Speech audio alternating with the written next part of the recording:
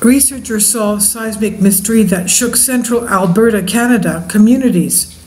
And just to remind you that most of the videos on my Patreon channel are not on my YouTube channel because they are significant and they could be explicit, and they are not to be put on the YouTube channel. Just for those who watch these on YouTube, know that my Patreon videos are totally different. Now going to this is on phys.org by Andrew Lyle, University of Alberta. Researchers solved seismic mystery that shook central Alberta.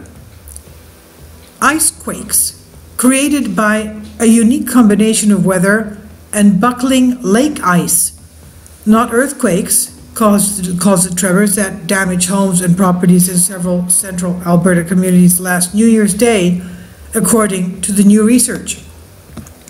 Central Alberta is pretty seismically quiet, so the fact that these tremors were felt in several communities across the region and with much power is quite noteworthy, said University of Alberta geoscientist Jeffrey Kavanagh, who worked with seismologists Mirko van der Baan and Ryan Schultz and other researchers to solve the mystery of what caused the tremors.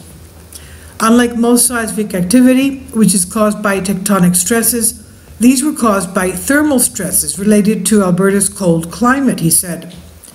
The quakes occurred on Lac St. Anne, Pigeon Lake, and Gull Lake, and had a magnitude of 2.0 on the Richter scale, recorded on the Alberta Regional Seismic Network.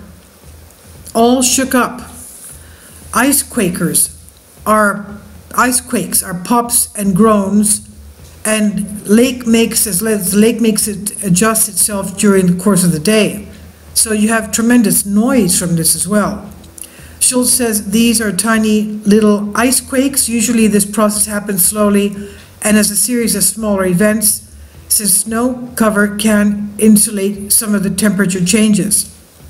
But as New Year's Day dawned, a series of unlikely weather conditions came together to cause a much larger ice quake.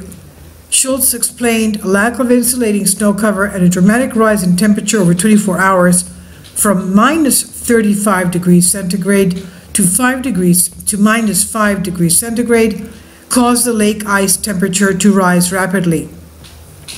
He said this caused a rapid thermal expansion of the ice, up to 4 meters towards the shoreline, said Schultz, and he explained with nowhere for the expanding ice front to go, it eventually buckled and broke suddenly, resulting in the ice quake shaking and the spectacular ice ridges forming near the lakefront. Ice quakes of this magnitude are very rare. Quote, lake ice ruptured nearly instantaneously over hundreds of meters, which is very unusual, said van der Baan. And he added, the last time this happened on Alberta lakes was probably several decades ago. Schultz added it's possible that all of the conditions that occurred on that day only come together at the same time and the same place every few decades. But along these lines, better understanding the physical process that caused these ice quakes is helpful for understanding them and maybe even anticipating them in the future. The study, titled A New Year's Day Icebreaker, Ice Quakes on Lakes in Alberta, Canada, was published in the Canadian Journal of Earth Sciences. This is by University of Alberta, journal reference Canadian Journal of Earth Science, and it's on phys.org.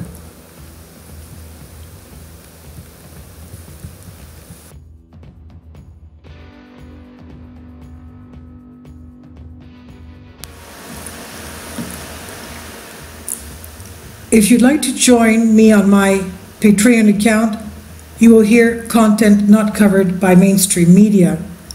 These riveting stories will be based on my research, and I will state my opinions and give my personal insight on diverse and controversial subjects and world events not covered by mainstream media, and not supported by YouTube guidelines. So whatever I have on my Patreon, most of those will not be on my YouTube channel. Please consider becoming a member today. More of the most significant and important videos will be on my Patreon channel. Your support helps me to continue my research and keeps this YouTube channel alive. And we depend on your support, your generous charity, because we help economically challenged families here in Athens, Greece, in Kapota, and we also help the young generation with university tuition and the community around our church. Thank you.